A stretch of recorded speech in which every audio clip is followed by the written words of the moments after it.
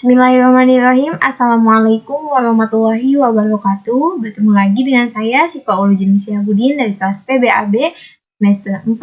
Di sini seperti biasa saya akan mempresentasikan materi mata kuliah metodologi pengajaran bahasa Arab yang berjudul Active Learning dalam pembelajaran bahasa Arab.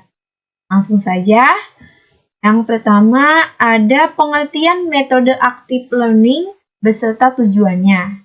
Apa itu metode active learning? Active learning adalah sebuah pembelajaran yang berusaha untuk belajar agar siswa menjadi lebih aktif, banyak mengerjakan tugas, memaksimalkan otak, mempelajari gagasan, memecahkan berbagai masalah, dan menerapkan apa yang dipelajari di dalam kelas. Nah, adapun tujuan metode active learning ini terbagi menjadi 3. Yang pertama, meningkatkan keaktifan dan pemahaman siswa.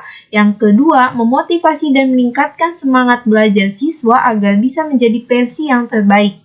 Yang ketiga, adanya kegiatan pelajar meningkatkan keberanian dalam berkelompok. Nah, itu bisa meningkatkan keberanian bagi siswa atau bagi pelajar tersebut. Nah, lalu ada karakteristik metode active learning. Karakteristiknya apa saja? Yang pertama ada penekanan proses pembelajaran bukan pada penyampaian informasi oleh pengajar, melainkan pada pengembangan keterampilan analitis dan kritis terhadap topik atau permasalahan yang dibahas oleh guru.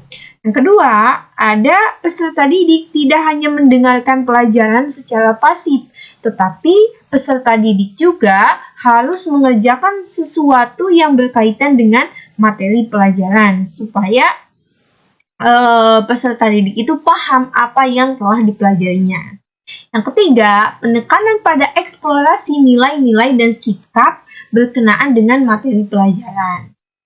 Nah, selanjutnya ada peserta didik lebih banyak dituntut untuk berpikir kritis, menganalisa, dan melakukan evaluasi. Yang kelima, umpan balik yang lebih cepat akan terjadi pada proses pembelajaran. Nah, selanjutnya ada asas-asas metode active learning, terbagi menjadi 5. Yang pertama ada stimulus dalam belajar, yang kedua ada perhatian seorang guru dan motivasi seorang guru terhadap peserta didiknya. Yang ketiga, ada respon yang dipelajari. Ketika guru menjelaskan, murid ada respon terhadap gurunya. Memberikan respon terhadap apa yang dijelaskan oleh gurunya tersebut. Yang keempat, ada penguatan. Yang kelima, ada asosiasi. Ada perbedaan pembelajaran active learning dan tradisional. Apa itu perbedaannya? Yang pertama, fokus kepada keterlibatan siswa. Nah, dalam pembelajaran active learning, siswa tidak hanya duduk dan mendengarkan, tetapi ia juga sangat aktif terlibat dalam proses pembelajaran. Jadi, siswa itu aktif baik dalam berbicara, menyimak, ataupun sebagainya. Sementara dalam pembelajaran tradisional, siswa hanya mendengarkan dan menginternalisasi apa yang dijelaskan oleh gurunya tersebut.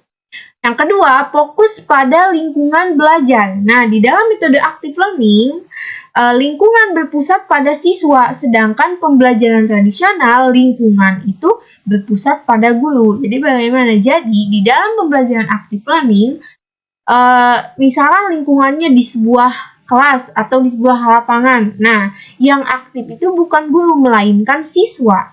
Nah, begitupun sebaliknya. Kalau di pembelajaran tradisional, yang lebih aktif itu lingkungan berpusat kepada gurunya. Nah, yang ketiga, ada jenis pemikiran yang terlibat. Pada pembelajaran aktif, memfasilitasi pemikiran yang berbeda-beda. Sedangkan pada pembelajaran tradisional itu memfasilitasi pemikiran konvergen.